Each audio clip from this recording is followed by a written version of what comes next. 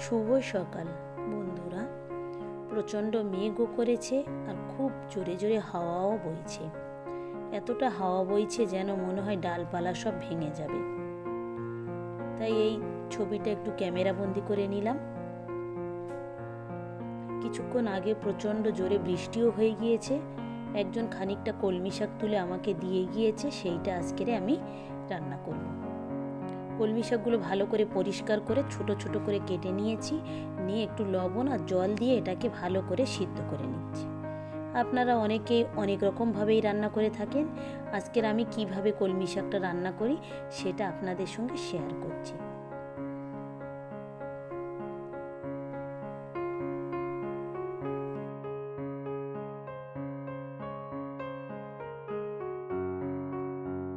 উপর থেকে কয়েকটা কাঁচা লঙ্কা দিয়েছি, একটু সিদ্ধ হয়ে গেলে খুন্তি দিয়ে এটাকে আমি ভালো করে ভেঙে দেব। কলমি শাকটা খুব নরম সবজি, অল্পই জল দিলেই কিন্তু খুব সহজেই এই রেসিপিটা তৈরি হয়ে যাবে। ঠিক এইভাবে খুন্তি দিয়ে আমি সব লঙ্কাগুলোকেই ভেঙে দিয়েছি।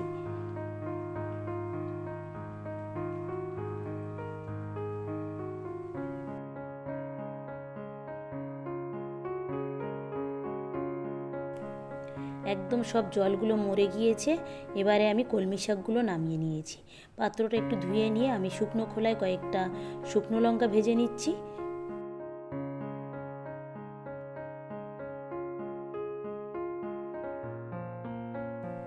লঙ্কাটা কিন্তু আপনারা আপনাদের পছন্দ অনুযায়ী ব্যবহার করবেন।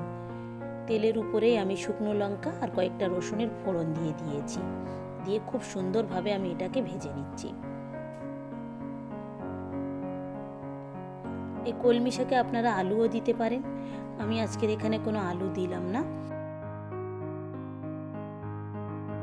কলমি শাকটা গলে গিয়ে যতটা হয়েছে ঠিক সেই পরিমাণ অনুযায়ী আমি পেঁয়াজও নিয়েছি।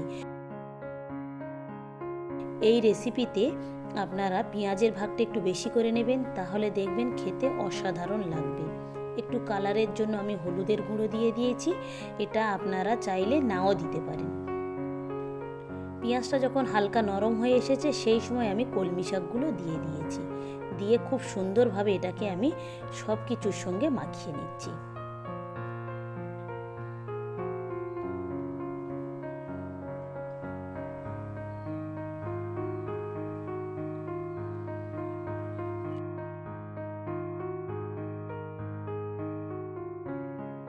যে লঙ্কাগুলো আমি ভেজে নিয়েছিলাম সেই লঙ্কাগুলো আমি একটু হাতে মলে এইভাবে দিয়ে দিয়েছি।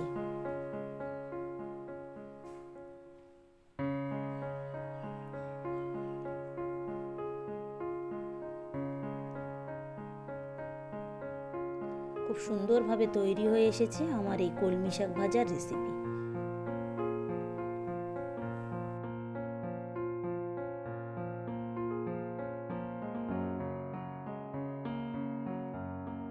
গরম ভাতের সঙ্গে পেঁয়াজ বেশি করে দিয়ে, শুকনো লঙ্কা, রসুন বেশি করে দিয়ে যদি এইভাবে আপনারা কলমি শাক ভাজা করেন তাহলে আর কিছুই লাগবে না।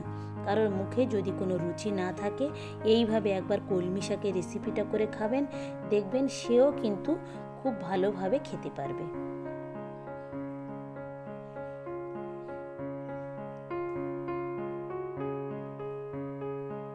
আজকে রান্না করেছিলাম বেগুন দিয়ে চিংড়ি মাছ, মাছের ঝোল আর কলমি শাক ভাজা।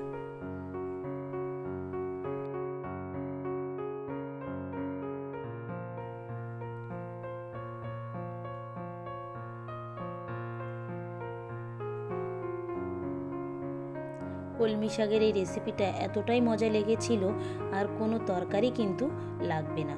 এইভাবে দুপুরে গরম ভাতের সঙ্গে যদি কলমি শাক ভাজা থাকে, বিশ্বাস করুন এক নিমিষেই কিন্তু আপনার এক থালা ভাত খাওয়া হয়ে যাবে।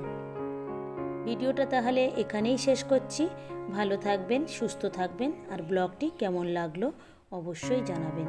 ভালো লাগলে একটা সাবস্ক্রাইব করে দেবেন। দেখা হবে পরবর্তী ব্লগে।